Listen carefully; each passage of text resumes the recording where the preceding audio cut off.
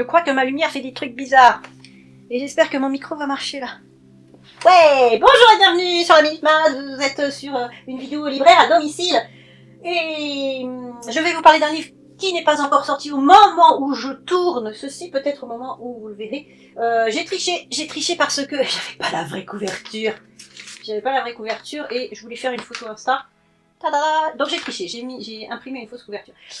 C'est Vers le soleil de Julien Sandrel aux éditions de Calman Lévy. Donc normalement la couverture ça devrait être ça. Une sucette éclatée. Les couvertures de Julien Sandrel sont toujours assez colorées en général. Julien Sandrel il a écrit plusieurs romans avant celui-là, dont La Chambre des Merveilles qui avait eu un gros succès. Ça c'est mon premier de Julien Sandrel, mais je pense que je lirai peut-être les précédents. Celui-ci sort je ne sais plus quand. Je sais plus, c'est janvier ou février, enfin par là, début d'année 2021. Et nous sommes avec Sacha, voilà Sacha. Parce que je viens de faire la vidéo là sur là où il s'appelle Simon, je savais que ça commence par un S, mais c'est pas un S, c'est Sacha. Sacha est un acteur qui n'a pas le succès qu'il voudrait, et il rencontre Tess dans un café après une représentation. Et il a un coup de foudre un petit peu pour elle et il va l'aborder. Et donc il lui dit qu'il est acteur et tout, mais Tess, elle a pas envie de se faire draguer, donc elle se barre et il lui donne quand même son numéro. Et puis elle le rappelle un jour. Oh bah, étonnement. Et il s'avère qu'elle le rappelle pas pour sortir avec lui, hein, non, elle veut l'embaucher. Parce qu'elle a besoin d'un acteur. Pourquoi est-ce qu'elle a besoin d'un acteur? Parce que Tess, elle a une fille qui s'appelle Sienna.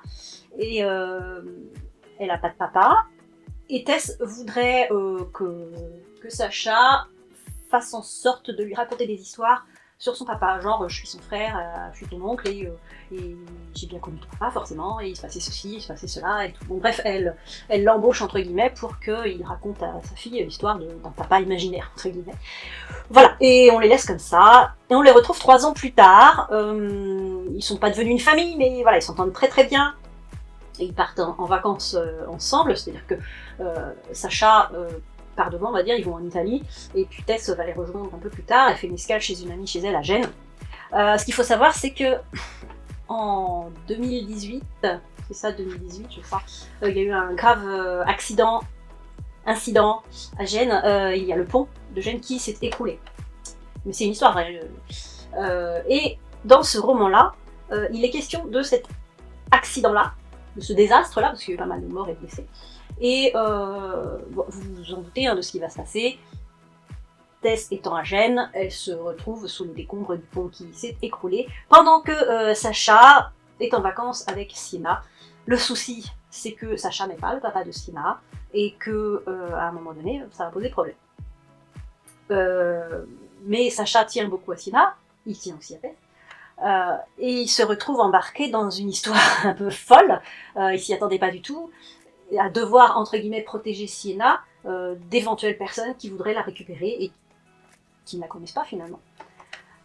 Donc il part dans un road trip un petit peu foufou, on va dire, sous le soleil d'Italie, voilà, vers le soleil. Alors, l'histoire en elle-même est bien, très bien, l'idée est originale. Moi j'aurais préféré, parce que vous voyez, j'aurais préféré beaucoup plus de... Je sais pas. Moi je l'ai trouvé trop rapide. Mais ouais, c'est trop rapide. Il fallait nous en mettre plus. Voilà. J'étais un peu frustrée en fait de ça, parce que je l'ai trouvé trop rapide. C'est tout. Est-ce que c'est bien, est-ce que c'est mal? Je sais pas.